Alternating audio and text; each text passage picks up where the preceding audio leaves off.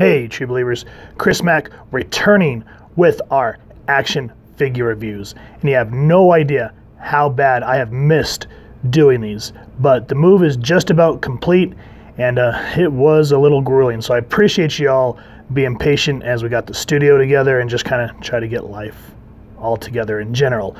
So today we are going over the Marvel Legends Elektra Spider Build-A-Figure Wave, and I am so happy I got this action figure. I want to give a shout out to my buddy Isaac. He's the one that found it for me and shipped it to me, so thank you so much, brother.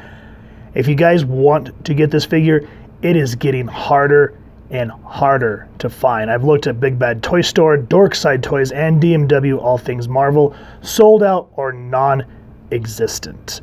So you're gonna have to probably check with your local comic shops, see if you can find one, because if it hadn't been for my buddy, I don't think I'd ever have gotten my hands on this, and I wish I hadn't have passed it up so many times in the past. So, c'est la vie, here we are. And you can see Elektra here. Love the logo on the front of the box. She has her own little fancy E on the top. Says Spider there on the side. Come around, and that is some gorgeous artwork.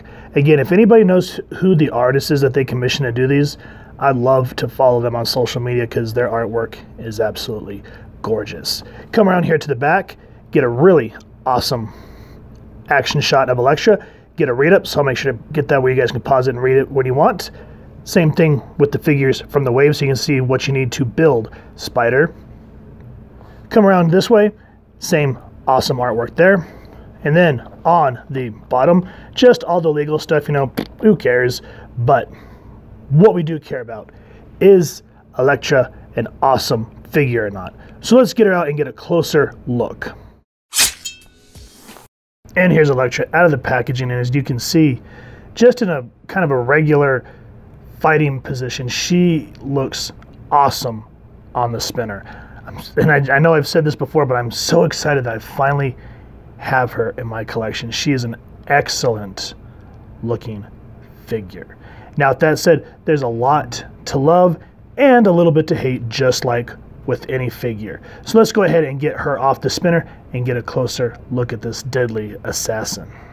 Now, before we get into the figure, let's talk a little bit about Elektra Nachios. Her first appearance is Daredevil number 168 from January 1981. And according to Frank Miller, from what I understand, she was supposed to be kind of like a one-off villain. But I guess she became a fan favorite, and she kept, reappearing until her death by the hands of Bullseye in Daredevil 181. And she was eventually resurrected in Daredevil 190, and there was supposed to be a narrative that she was never supposed to encounter Daredevil again, which we know that is not the case, because those two, even though they kind of have conflicting morals like Batman and Catwoman, they love one another. And I really do appreciate that later down the road in 1993, there was a 5-part miniseries called Daredevil Man Without Fear, and it really fleshed out both her and Matt's backstory. Really good stuff, and I like that, she was raised as an assassin, and she always fights with her moral code because she loves Matt, but, there's that part of her that's ingrained to be an assassin. So that's kind of a quick, tongue-in-cheek backstory of Elektra. Now let's jump into the awesome accessories that she comes with, which are two, once we get a focus, very nicely done size. I think those are absolutely beautiful. I like the wrap around the handguard there. Just very assassin-esque, I guess, however you want to pronounce it. That silver paint on there, very reflecting in the light, very beautiful, very detailed all the way around the hilt there. Just good stuff all around. It reminds me of Raphael's size from Ninja Turtles, except for the red wrap there. So anytime I get some size, very good. And they're super pliable, so boop, there goes Elektra. What I'm going to show you is they are pliable, because this thing bent on me and I thought it broke, so thank God that it's very loosey-goosey. And you want that for the plain reason that Elektra has this kind of weird looking knuckle going on, and you're like, what's this all about? But what you can do is you can take the sai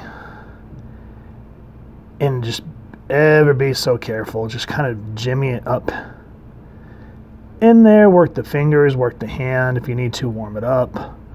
which how much you want to bet now that I'm on camera, I'm not going to be able to do it so that you guys can make fun of me. Well, I'm just going to do it halfway. But you get the concept that she can hold it like she's getting ready to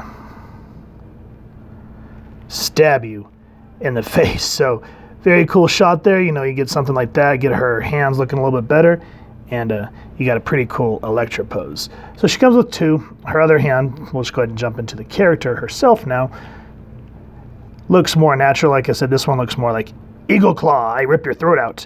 And this one's just more of a fist. Now, the paint apps, I think, are really beautiful. They really captured the comic book Elektra as I know her. You know, she's got that red bandana that she wears.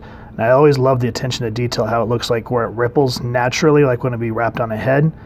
Love the way that the ties furl down. I know there's probably a technical name for it, but whatever. It's soft plastic, so you can kind of move it around a little bit.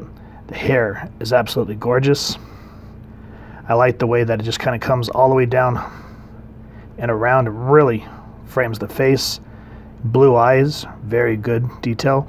Now, thankfully, it's not one of those, the one that I got that doesn't have, like, you know, the cross-eyed. Like, sometimes you'll look at the paint apps on a figure, and it looks like their eyes are together. You're just like, whoa, it's like something from the Three Stooges. The only thing in terms of the paint apps that I don't like, and I wish that Hasbro or somebody would find something better, is the wraps that are around her wrists. Yeah, they're there, and you can kind of tell that they're wraps, but it's just like it's straight up painted on. I wish there was a way that they could do something like with this here, so you kind of get a better concept. And I like that, again, you know, letting that go. At least the paint apps both on the skin and on her body, all the way around, just very, very clean. I wish that they would have put that on the bottom of the foot, because that's very frustrating when you're doing shots. You have to make sure that that is not in the way. Again, I wish they'd do something with the legs, kind of like how they do Cyclops' boot straps. That'd been kind of nice, and made sure that they're permanent so they don't droop all the time. That's always frustrating. And then I'm glad that they made her little sash here loose, because then you can take her size and just easily put the hand guards like so. So she actually has weapon storage, and it's kind of like, oh my god, I can actually hold weapons. So that's a nice little addition, and it just kind of helps too, so you can kind of play with it, make it look like it's going to furrow in the wind or whatever. And of course the nice pattern to make it look like fabric, even though it's hard plastic, but, well, not hard plastic, but, you know, a harder material, but bendable nonetheless. So that's the paint apps for Elektra in a nutshell. I think they did a great job. Like I said, the lipstick, the nose, it very much captured her likeness. So I think 9 out of 10 for the paint apps. Now, for articulation, her head can go down about that much. Look up, not too bad. And I mean, for an older Legend figure, I think the articulation is pretty good. You know, you spin it this way, I'm sure you can go all the way around, but as I've said in previous reviews, I don't like to do that because I don't want to bust my figure. So you get a nice range at the waist here on Elektra. Both arms can go up that much, and then of course spin it that way, 360 there. And she does at least have a 90-degree elbow pivot there. So, you know, there's two ways about it. You know, if you turn it down that way, it kind of stops. So I always like to try to find the longer part of the joint. That way you can get that nice 90 degrees. Hands do spin 360. Hands can go down. Hands can go up. Legs. Ooh, man, she doesn't have that much of a good leg bend, as you can see. Yeah, that's kind of bad. It kind of stops, I think, on the hips here, which is really frustrating. I'm probably have to try to warm her up to get it a little bit further, but in the initial taking it out of the package, you never want to do that because you could break it. Upper thigh, cut. Double jointed knees. Thankfully, you know, and she can kick out that far. And about, because of the butt flap here, as I call it, about so. So not too bad for an older figure. And then, like I said, double jointed knees. Foot can go up. Foot can go down. And look at that ankle pivot. Lovely, lovely stuff. Now, the one thing that I failed to mention a minute ago is I kind of wish when you have a character that's wearing more of a skimpier, for lack of a better word, outfit, I wish there was a way that they could hide these joints, because it just doesn't make the skin look, you know, believable, because they have all the joints and ratchets and all that good stuff showing in it. It just kind of takes away.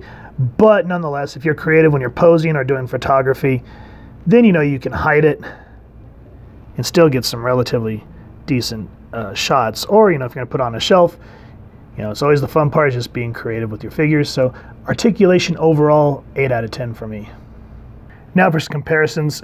Here's Elektra next to her fellow Spider Build-A-Figure Wave Daredevil, which, you know, these two together in that black outfit, I think just looks superb. And then for a more modern, here is the Stiltman Build-A-Figure Wave Hand Ninja.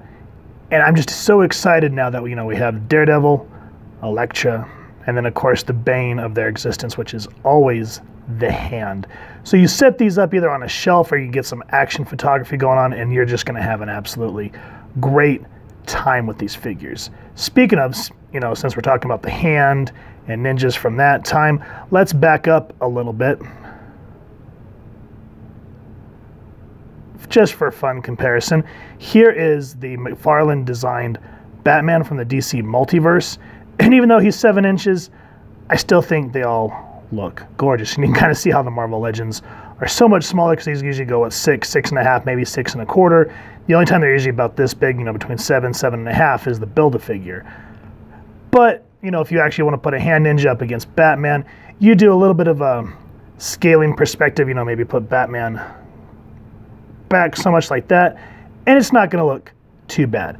This is what I'm always talking about with photography and just action figure collecting in general, is to just be creative and enjoy your figures. So that's why I had to bust Batman out, and I'm just so slap happy excited to have Elektra in my collection. So let me know what you guys think of all these figures down in the comments. Overall, this Elektra is an excellent piece. And even though when we were doing the articulation and we couldn't really get the legs to work around, you know, you just get a little patient and get a little creative, and you can still get an awesome pose out of these older Marvel Legends. So don't get discouraged. As Sir Dork said, you know, don't be limited by what your figure can do. If you have to use bendy wire or a stand, go for it. Me, I'm a little OCD, so I just moved her around and positioned this leg until she would stay up on one leg and do a ninja kick. So again, absolutely beautiful figure. I say a 10 out of 10, guys. They really captured Elektra's lightness. You know, then other than a few hang-ups here or there, as long as you stay creative and patient with your figures, you're always going to have an absolutely amazing time. And that's what I had with this figure.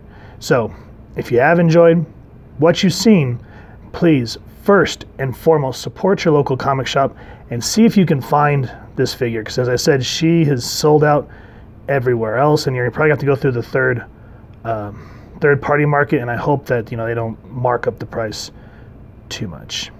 And if you've enjoyed this review, we really would appreciate if you take a moment to hit like, share, and subscribe. It helps the club channel more than you could possibly know, guys. And if you wouldn't mind hitting that fancy little assassin bell next to subscribe, that way as we continue to upload content, you guys will get notified. Come to the channel, and we love talking with y'all and hearing your feedback down in the comments below or on our social media pages, which I will make sure to leave the links down in the description. So with all that said, photo slideshow coming up. Thank you so much for stopping by, and I hope y'all have an absolutely amazing day reading, and happy hunting, true believers.